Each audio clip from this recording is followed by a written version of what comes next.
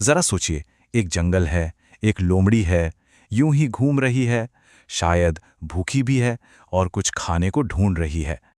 और फिर अचानक उसकी नजर पड़ती है एक चीज पर, एक ऐसी चीज जो उसका सारा ध्यान अपनी तरफ खींच लेती है। पेड़ पर लटके हुए रसीले पके हुए अंगूर। बस, लोमड़ी का लक्ष्य तो तय हो गया।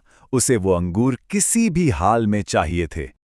तो गोल तो सेट हो गया, पर हर अच्छी कहानी में एक मुश्किल तो होती ही है ना? बिना चुनौती के मजा कहाँ? और यहां पर चुनौती बिल्कुल सामने थी, एकदम साफ।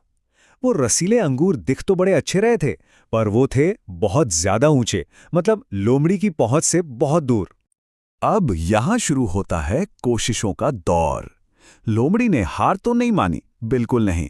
उसने छलांग लगाई, फिर एक और छलांग, और एक और। पर अफसोस, उसकी हर कोशिश बेकार गई। वो अंगूरों तक पहुंच ही नहीं पा रही थी।